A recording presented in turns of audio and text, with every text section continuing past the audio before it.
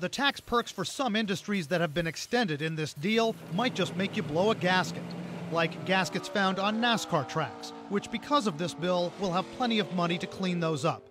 The Cliff deal has a tax break worth about $70 million for the next 2 years. For motorsports entertainment complexes, what are we talking about here? We're talking about places where car races occur.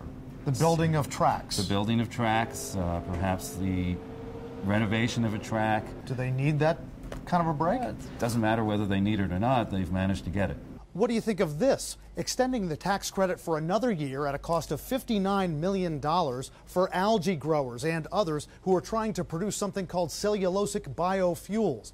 That's fuel made from the fibery parts of grasses, trees, and yes, algae. Here's what Tom Schatz of the group Citizens Against Government Waste says about that. It's pretty outrageous to you. Oh, absolutely. Why? This is a product that has not been used commercially yet in the United States. Professor Patrick Kangas of the University of Maryland says that's true. But as someone who spent years researching how to turn algae into fuel, he says it's worth trying. Algae actually grows faster than any other kinds of plants. That's why it may well be the best source as a feedstock for biofuels. But the Cliff deal also gives tax breaks worth $4 million over 2 years to the makers of plug-in electric motorcycles and $430 million to movie and TV producers. They are profitable, large companies. This does not help small businesses. The limit is $15 million as the amount of money that they can expense. So it's not a low-budget film, to say the least. But if it encourages them to produce their movies in the United States rather than taking it overseas, isn't that a good thing?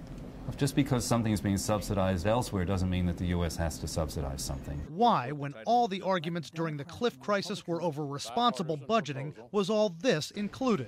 They just didn't have enough time. Use tax breaks, the easy thing to do on these was simply to extend them. These aren't new. And we can't even point to one or two congressmen in particular and expose them. Tom Schatz says, unlike with earmarks, where we could get a list of lawmakers who requested money for certain projects, there's no such requirement for these tax breaks. There's no specific state or location that can be identified with a given expenditure. Brian Todd, CNN, Washington.